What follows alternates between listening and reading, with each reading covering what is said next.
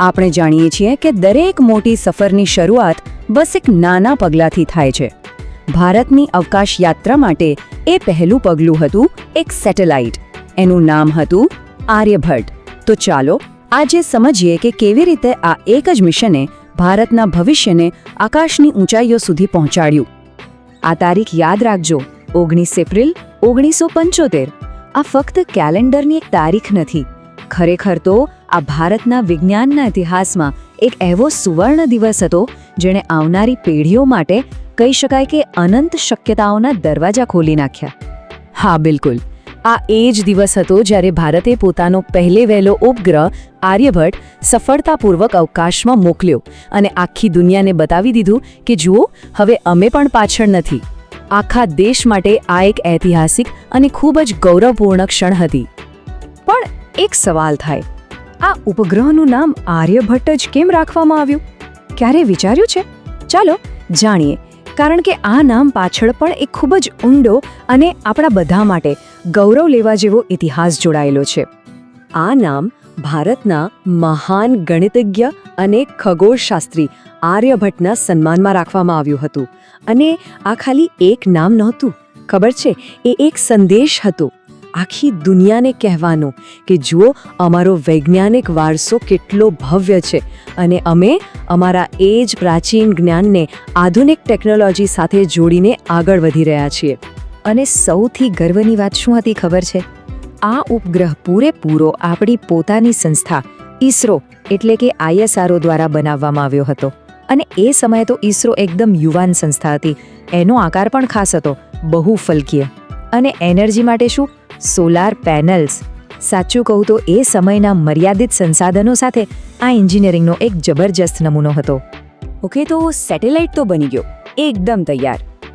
પણ હવે સૌથી મોટો પડકાર એને અવકાશમાં પહોંચાડવાનો હતો. આ સફર કેવી રીતે શક્ય બની? કારણ કે પ્રોબ્લેમ એ હતી કે ત્યારે આપણી પાસે પોતાનું કોઈ રોકેટ એટલે કે લોન્ચ વ્હીકલ હતું જ નહીં. તો પછી આ મિશન જે લગભગ અશક્ય લાગતું હતું એ પૂરું કેવી રીતે થયું હશે? અને આનો જવાબ મળ્યો મિત્રતામાં, આંતરરાષ્ટ્રીય સહયોગમાં.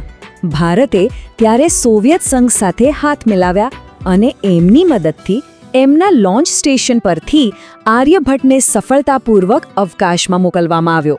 આ એ વાતનો પાક્કો પુરાવો હતો કે વિજ્ઞાન અને સપનાઓને કોઈ સરહદો રોકી શકતી નથી, નહીં? સારું, સેટેલાઇટ સ્પેસમાં તો પહોંચી ગયો, પણ સવાલ એ છે કે એનું કામ શું હતું? આ મિશનનો અસલી હેતુ શું હતો? એને ત્યાં શું કરવા માટે મોકલવામાં આવ્યો હતો? એકદમ સરળ ભાષામાં કહું તો આર્યભટ્ટ અવકાશમાં ભારતની આંખ અને કાન બનીને ગયો હતો. એનું મુખ્ય કામ હતું ખગોળશાસ્ત્ર અને ભૌતિકશાસ્ત્રને લગતા પ્રયોગો કરવાનું અને સ્પેસમાંથી ડેટા ભેગો કરવાનું. ટૂંકમાં ભવિષ્યના મોટા મોટા વૈજ્ઞાનિક મિશન્સ માટે એક મજબૂત પાયો તૈયાર કરવાનો હતો. તો આ મિશન સફળ રહ્યું, પણ એની અસર શું થઈ? લાંબા ગાળે આનાથી ભારતને શું મળ્યું? આપણા માટે કયા નવા રસ્તાઓ ખોલ્યા? જુઓ, આ ખાલી એક ઉપગ્રહની સફળતા નહોતી. ના, આ તો કરોડો ભારતીયોના સપનાની જીત હતી.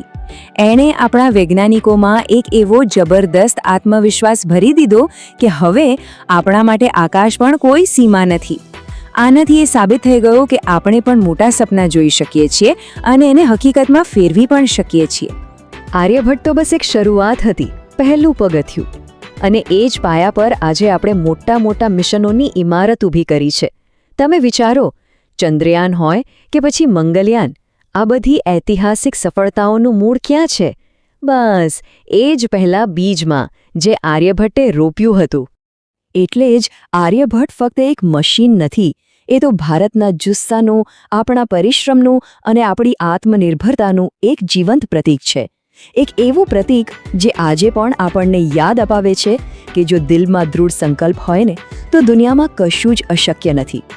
તો અંતે આર્યભટ્ટની આ આખી ગાથા આપણને એક જ વાત શીખવે છે, બહુ સરળ પણ એટલી જ ઊંડી, કે ભલે શરૂઆત નાની હોય પણ એ જ નાની શરૂઆત મોટામાં મોટા સપનાઓને હકીકતમાં બદલી શકે છે.